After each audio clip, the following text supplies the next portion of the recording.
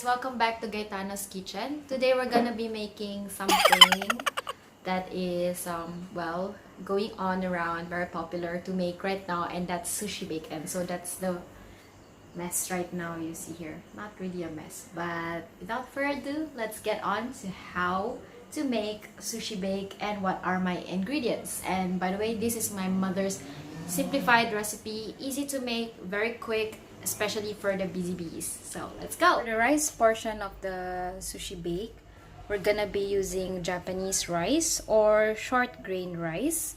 So you can see it's over here. You can also use Korean rice, whichever you can find. Okay, this one is sesame oil, and then this one is, so we have the cider vinegar, then this is 1/4 sugar, and then you add a pinch of salt and you mix that to the Japanese rice or short grain rice. And then we move on to the toppings. For the crab mixture, you use 1 packet of crab stick. Then you have about 1/4 cup of mayonnaise, and then you can use half a teaspoon of wasabi or siracha. Okay, this one, and then 1 onion, this one. And then for the egg flush, we have 2 eggs, and then after that, this one is oil. See that? And then for our topping, which is a furikake, you have 3. You can choose from 3 different options. This one is seaweed, this is egg, and I think this is just onion, not sure. But yeah, and then you have the gim, which is the seaweed. You can use this to wrap when you're eating it. And then you have the crushed seaweed, which is very nice. It looks like this. So you guys can choose which one you want. I'll probably go for this or this. Not so much of this, but it's up to you. So let's begin. So let us begin by preparing the crab stick. So after you take it out of the packaging, it actually comes with yung parang plastic. So, tanggalin lang natin siya. Ano ba ito? Tanggalin natin siya. Tapos mamaya, pag natanggalan natin siya lahat, i-dice natin siya. Pwede nyong gamitin yung pwede kayo gumamit ng hipon or yung totoong crab. Kasi ito, imitation crab lang siya. So, up to you. Basta seafood. Kahit salmon, pwede din. So, tanggalin natin siya.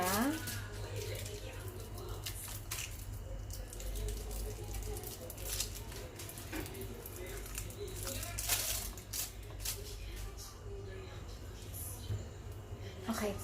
Ngayon, natanggalan natin all the plastic from the crab stick. We will now dice it into smaller pieces.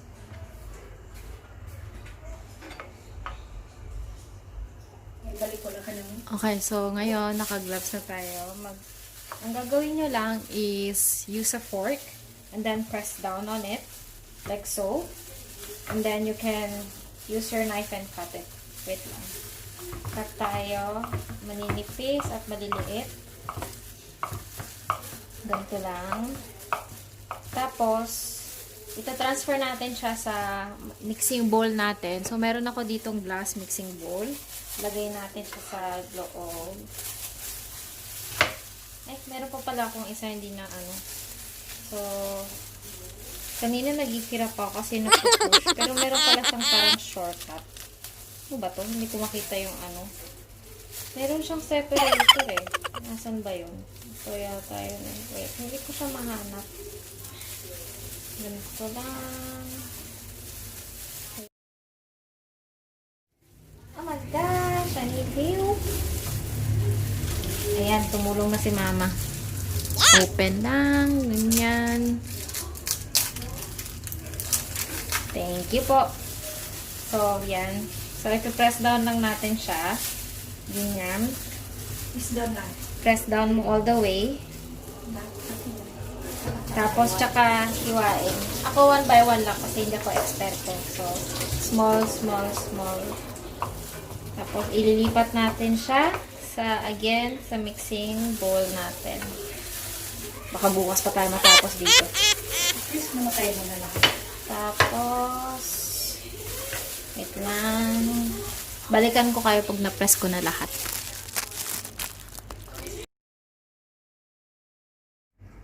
Okay guys, so once you're done, you add in 1/4 cup of mayonnaise into the crab stick that you have already cut earlier. Okay, so rin natin para walang masayang na ingredients.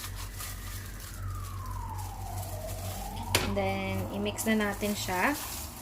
Pwede nyo, you can use your hands to mix this, or pwede kayo gumamit ng, ano tawag dito, para siyang spatula, or whatever you guys can use. Pwede din spoon, kung gusto nyo, kung ano yung meron kayo sa bahay.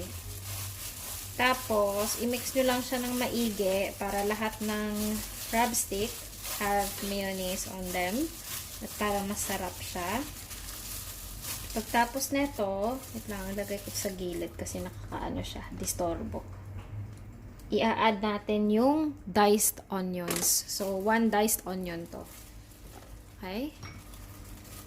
Pasok natin siya.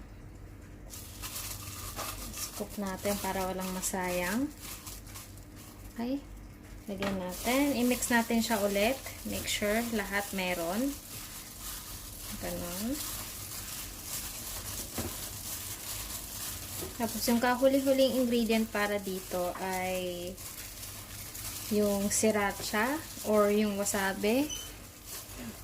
So, your choice of wasabi or siracha. I think, para magbigay lang siya ng anghang sa sushi bake nyo. So, para dito, siracha na lang gagamitin ko. Kasi, mas masarap siya. Okay? So, 1 teaspoon lang siya. Or kung anong gusto nila naman. Kung gusto nyong mas maanghang, you can add more, of course. Depende na yan kung the people you're feeding can eat spicy food. At saka kung gusto niya rin ng spicy.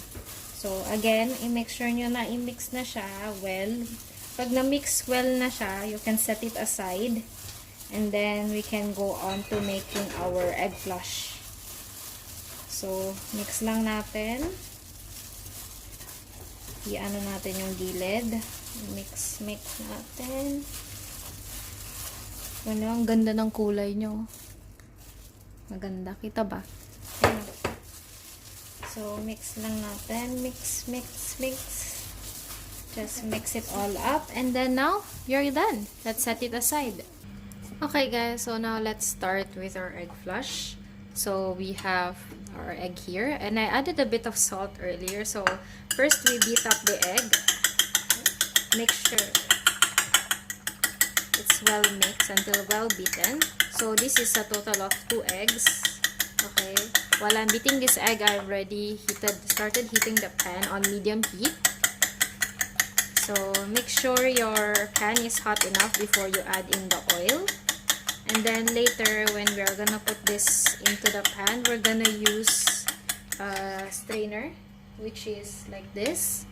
Or if you guys have like, I don't know, a piping bag, you can just poke holes into it so that, you know, you get that effect. Later, I'll show you how that looks like. So, let me just mix this up.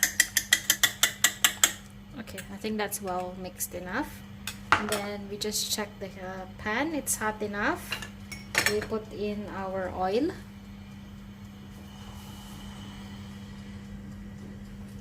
Okay.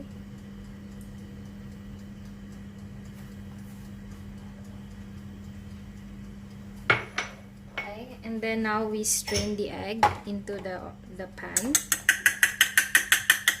Okay, wait. Let me just set aside this. Okay. So take your strainer right above. Let me just put you guys closer, you can see what's going on. So put it above and then you strain your egg.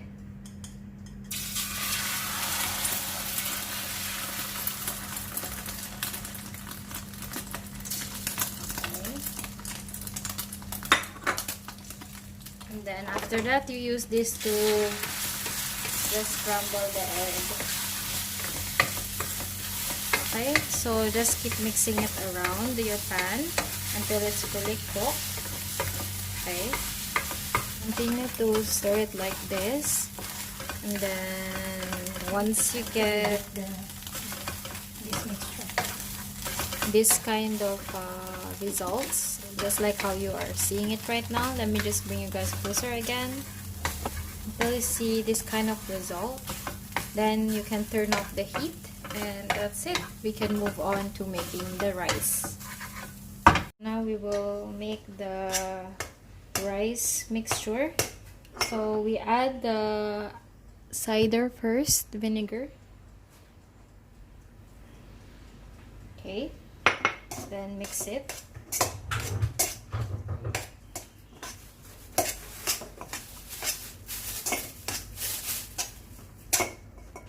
Added salt, and then we mix it up. And then earlier we actually preheated the oven to about 200 degrees Celsius, and so it should be pretty hot right now. So now we can put everything, start to assemble everything into our baking tray. So let's go.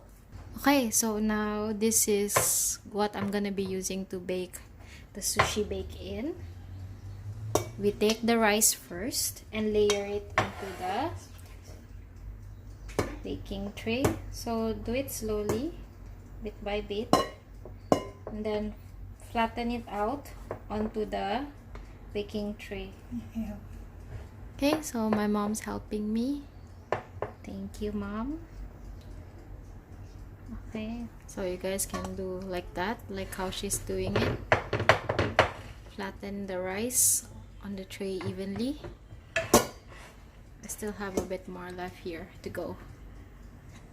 Okay, so this is, I guess, perfect for like weekends or pag Friday nights. Pag tinatamad kayo or wala kayong masyadong maisip na lutuin and you're craving like, I don't know, sushi. Ito, pwede to. It's easy. Once you have the rice evenly spread on the baking tray, we now put the next layer, which is the egg flash we made earlier, and then we spread it evenly across. So just take it and then spread it evenly. Okay, this is evenly spread. Okay, yan lang natin siya. Nanonood si mama o sa gilid para yung make sure na ayos kung pina-follow ko yung ingredients. Okay, wait lang, hindi pa siya maganda. Okay, tapos na tayo. So kukunin natin yung crab stick mixture, tapos ilalagay lang natin siya sa taas. So pantay-pantay dapat. Okay, ganyan lang natin, pantay-pantay. Patience lang tayo. Ang bigat naman na ito. Wait lang, ilagay natin siya dyan. Okay, spread lang natin evenly. Yung nakikita kong ibang recipe, parang din difficult din sila or masyadong madaming step. Ito, konti lang yung ingredients na kailangan mo, and you can find the ingredients at home. Ready available siya. Hindi mo kailangan umalis ng bahay para bilhin ka siya. Ay, bukod lang dun sa yung furikake. Other than that, lahat naman ng kailangan mo para sa sushi bake, makikita mo na sa bahay mo. So, very easy talaga siya. Tsaka yung, at least wala kayong crab meat sa bahay, then yun lang bibilin nyo. Spread mo siya. Wait lang, kailangan natin. Tumutulong na si mama. Ayan. So, lang, spread. Konti na lang. Okay, spread natin siya lahat. Okay. Natin, furikake. Okay, put this inside. So, I think I will go with this one. Okay, so we just open it up. So, my mom will just open that up. Let's wait. Yan o. Diba? Ang dami. Kaya namin ubusin. So, ang gagawin nyo lang is, Ganyan yung itsura nyo. Tingnan nyo. Ganyan lang. O, kita ba? ganyan yan. So, ilalagay nyo lang siya sa kamay nyo. Tapos, i-sprinkle nyo. Nung parang ginagawa natin yung kaninang egg flash. I-spread lang natin siya all over the tray. Okay? Tapos, lalagyan natin siya ng Mayonnaise. So, this is Japanese mayonnaise. Gagawa tayo ng parang criss-crat na pattern. Tingnan ng ganyan. Wait lang, hindi natin makita. Ganyan, no?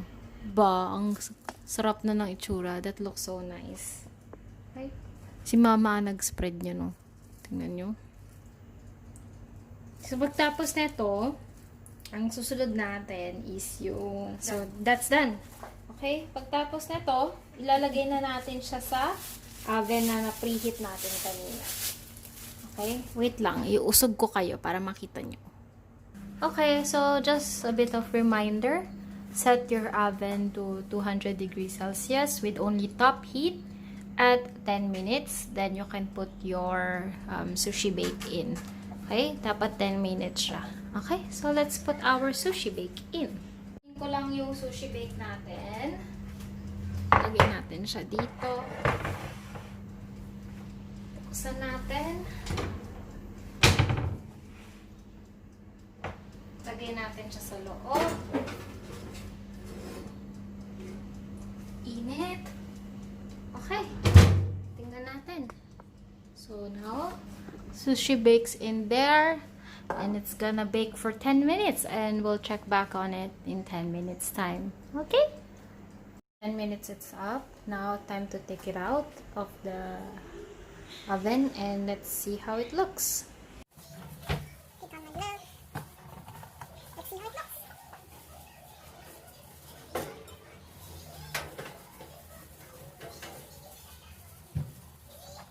There it is. Okay. Now, you just set it aside, let it cool for a few minutes, and then you can start to eat it. Okay, so let's taste it. See that? Oh, you can have it with this as well when you eat it.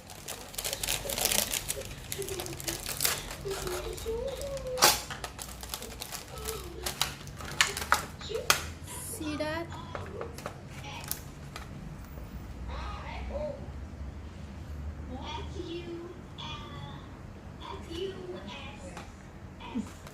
Okay. You put it here on the plate. See that? On my plate. I will use two for this. Then we can taste it. No, it's okay. I'll just eat it that way. Okay. Take that. Let's eat.